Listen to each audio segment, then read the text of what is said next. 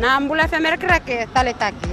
Golnga elambasa Bula FM nambando na sere. Ando talita kana borong na Bula FM nambando na sere su. Kau buat itu gara-garaki au rebot juga nistima au ndau talita kana borong na Bula.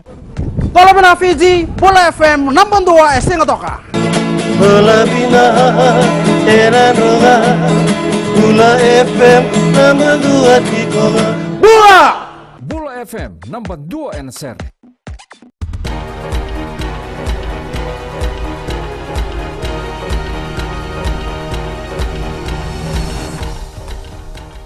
Ni sambula sai koyongo na vakaleleka ni nonda itukutuku.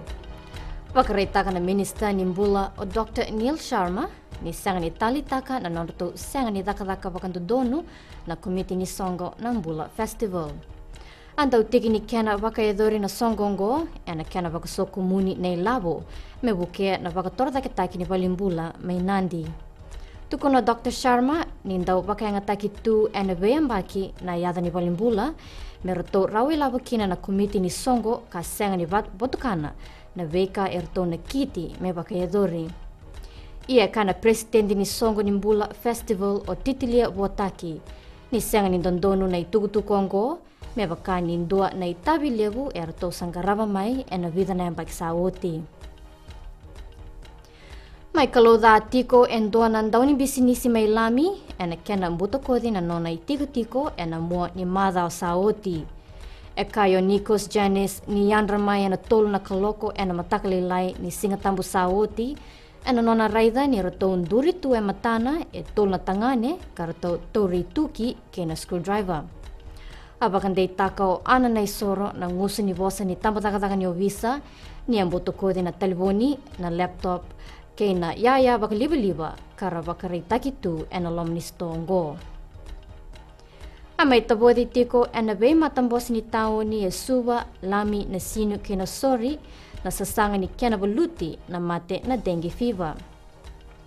E kaya Dr. Metu Isela tui da kau ni toka na kawai ena wase-wase loma me bakani indua na wili-wili lebu ni leoni bonua er bakai tiko-tiko ena vebonua e tobi irana mate na dengue fever. Ena tegubutaki tiko na dhaka-dhaka ni kena vanai na manu-manu ni mate ongo na dengue ni mataka. Kinigito, esa atake te taka tiko na bali bola-bola ni rugby unioni ena nondo bonua mena bakai bola taka kede na kena didibaki na bali bola-bola ena bulo me.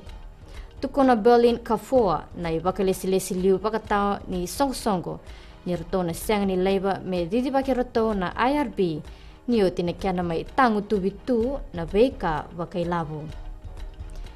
Esa mai dabe keri na vakaleleka ni nonda i tukutuku ni teimo demanda.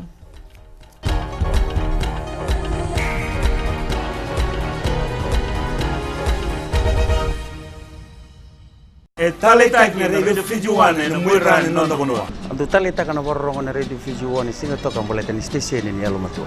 Ando talita ka bale na borong na radio Fiji One station ni alumatua ilo toka. Ando talita ka bakale na barro na radio Fiji One mandi na station ni almatua. Au tu ko korbo ando borong lebe na station ni alumatua na radio Fiji One. Ando borong na radio Fiji One na station ni alumatua nambando tele.